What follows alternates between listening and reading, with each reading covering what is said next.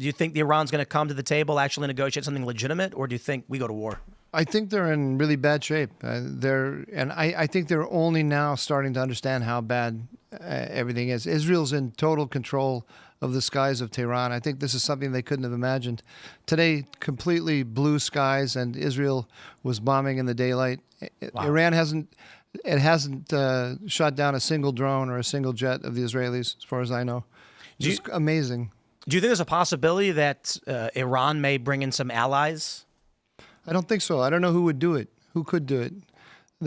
There's nobody. There's the only power in the area that could cause Israel significant trouble is Turkey, and it's not inclined to. I mean, Israel has an unimpeded air bridge from Israel across Syria into Iran. If the Turks wanted to cause trouble, they could. They don't want to do that. Nobody is upset about what Israel's doing. They don't want to participate in it, but everyone wants to see Iran's nuclear program destroyed. There was a story earlier about Russia giving some kind of warning, but the warning was actually just fears of destabilizing the region. All these different news outlets are trying to make it seem like Putin was saying, Trump, I'm going to come for you and join Iran. He was actually saying, oh, man, if Iran falls, that could destabilize the region. It wasn't even Putin. It was a foreign minister, an advisor, I guess. And so it really just sounds like they're all kind of saying, yeah, Iran, you're on your own on this one. We don't want to get involved. I know for a fact that Khamenei called Putin after Trump was elected. And in October, the Israelis knocked out all of the air defenses of the Iranians. And they were, at that point, totally naked before the Israelis. And Khamenei called Putin and said, he didn't ask, he ordered him. He said, when you were in trouble, I came to help for you. You must come and help me now. And Putin said, niet. So this is, Putin has been keeping a certain amount of distance from Iran since Trump was elected. A lot of people one of the strongest arguments against going to for the U.S. getting involved in anything going on with Iran is that there would be a rush to support Iran from not just Russia, but also China. Neither of them seem to be doing anything.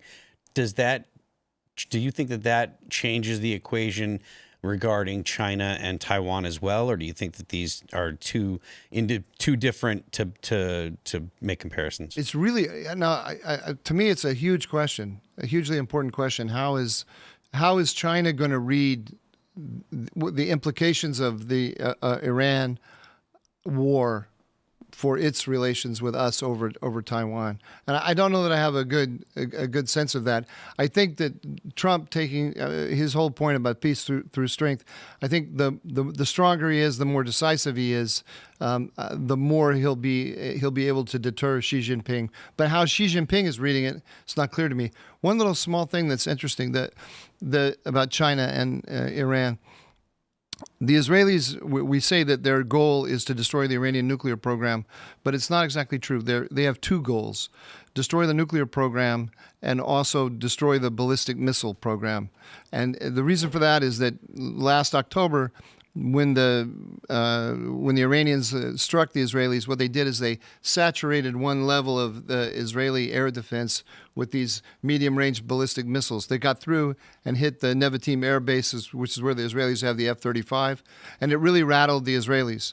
So they responded by taking out the part of the production supply chain, the production chain of the Iranians for these ballistic missiles. They destroyed these mixers for making the solid fuel propellant. And the Israelis calculated at that time that they had set the production of the ballistic missiles back, or stopped the production, for at least a year. But what happened was the Chinese moved in and gave the Iranians new equipment, and then the Iranians started a plan to double or triple their supply of these weapons, or their arsenal of these weapons, within the next 5 years. And if they had got that kind of arsenal, from the Israeli point of view, that would be the equivalent of an atomic bomb, even though it's a conventional weapon, because of the firepower it would have. So there's kind of two things that are pushing the Israelis forward, and one of them is this.